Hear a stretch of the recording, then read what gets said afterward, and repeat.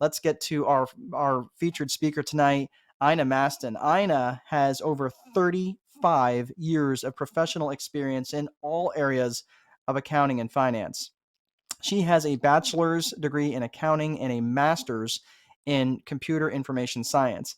Ina started Masten Solutions to provide businesses of all sizes the benefit of having a fractional CFO by helping clients make intelligent financial decisions to grow their business while keeping a keen eye on the bottom line.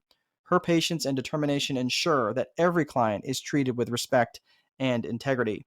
Ina has a deep commitment to supporting nonprofit organizations and serves on several boards as treasurer, which includes doing their bookkeeping and their annual 990. Her business, Masten Solutions, is dedicated to giving back to 10% of the company's gross revenues, that's the top line, of each quarter, and encourages her clients to participate in that effort by suggesting worthy nonprofits for consideration throughout the year. Please welcome to the virtual stage my good friend, Ina Masten. Ina, the stage is yours. Hi, Mark. Thanks so much. Today I want to talk to you about giving back to your community. Some people get so caught up in making money that they lose their ability to make a difference. It's not many people who do selfless acts of kindness anymore. Why not change the game? Be the hero you can't find in society. You have one choice, one life. So it was November 1970, and I'm 15 years old. My mother is busy cooking the Thanksgiving meal, and the house has that delicious aroma about it. Suddenly there's a knock on the door, and my father greets and welcomes two sailors into our home. Turns out my father, unbeknownst to me and my brothers, contacted the USO and asked if there were any service members who didn't have anywhere to go for Thanksgiving Day. At first, it was a little awkward talking to the sailors, but the more we talked and learned about them, I realized these two were only 18 years old and away from home for the first time ever in their lives, feeling homesick and sad they weren't having Thanksgiving dinner with family and friends.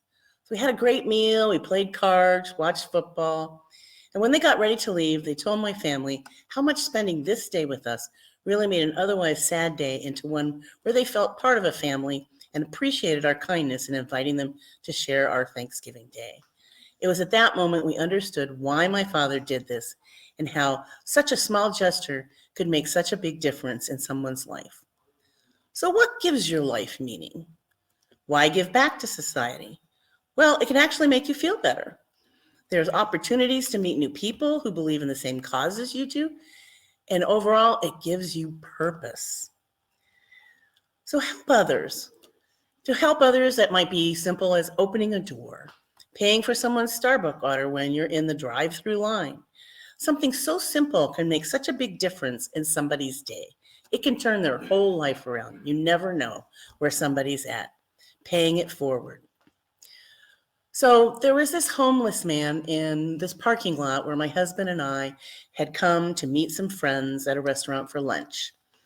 We got out of our cars, and he was pretty hard not to notice because he was wearing way too many clothes, probably hadn't had a shower in many, many days, and of course had the requisite cart that he was carrying all his lifelong possessions with. So we said hello to him. We looked at him in the eyes and asked him, "How are you doing today?" And he looked back at us and he smiled and he goes, "I'm doing great." He goes, "How are you?" And we go, "We're good too." And he goes, "Well, you have a great day." And off he went. And we realized at that moment that all he ever wanted was to be seen and heard, that he was this man that was enjoying his day, wanted to share it with people. And even though he wasn't perhaps looking the way we would have liked him to look, he still was happy. And he was happy we looked at him, we saw him, and we heard him. At the end of my father's life, he was in a wheelchair. And because of that, he realized that people started to feel awkward about looking at him. He was a big guy. He was about like 6'3", 190 pounds. But he said people would avert looking at him. They wouldn't look him in the eye. They'd sort of turn away, like they were feeling really sorry for him, like they didn't want to look at him. So I took that to heart. And since my dad had shared that with me, I've always looked at people in their eyes. So Again, being seen and heard. And remember that my worst day could possibly be the dream of someone's best day. That really helps you put things in perspective. Small donations can make a big impact. So we don't have to all be Bill Gates to make a difference. One day on my way home from work, I was turning the corner into my cul-de-sac, and the two young girls that lived there on the corner had a lemonade stand. And I thought, oh, how fun. I haven't seen a lemonade stand since I was like a kid. So I pulled over and said, I'd like a glass of lemonade. And so they brought it over to me. And then I gave them a $20 bill to pay for the lemonade. And they all of a sudden looked crestfallen. They were so sad. And they said to me, Mrs. Masten, we don't have change for a $20 bill. And I said, oh, just keep the $20. So then I went up home, and a couple hours later, their mother called me, and she said, it meant so much to my girls that you did that, because they were raising money for kids that had cancer that were staying at the Ronald McDonald House.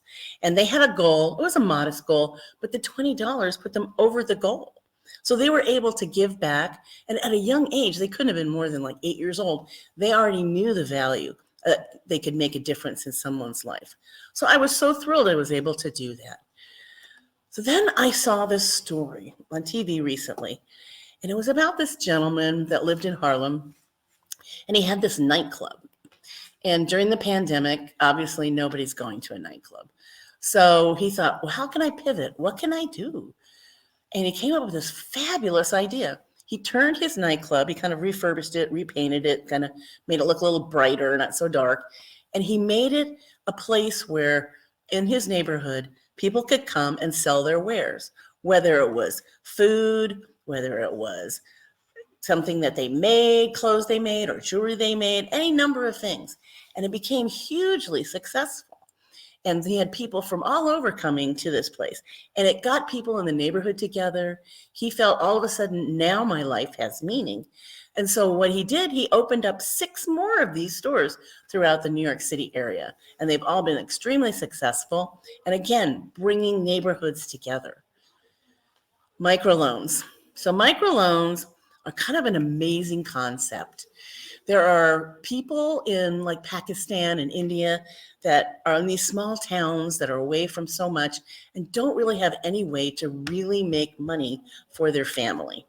And so what microloans do is specifically lends $100 to $500 to women who want to find some way to support their family. So what they do is they usually buy like a goat, and maybe they get the goat milled and they sell it, or they buy food supplies to make some baked goods, or they sew something. But here's the unique thing about microloans. They're required to pay it back. And they do. Sometimes it takes them a while, but they do pay it back. And guess what? Then that same $100 or $500 gets relent again. So think about how much $100 can change so many people's lives. Isn't that great? So you might not want to receive a goat, but I promise you that was huge for that woman that got a goat that made milk that allowed her to then sustain her family. But it doesn't have to be something global like that. It can even be something local. So when you give your time, it means so much. Random acts of kindness. Volunteering means the gift of your time, which is priceless to those in need. In my business quarterly, I give back 10%, as Mark said, of my gross revenue, not net, and ask my clients to help me select appropriate nonprofits to donate to. And I've even found where some of my clients are now starting to do the same thing. So, in closing, remember this quote by Winston Churchill: "One choice, one life. Be the hero you can't find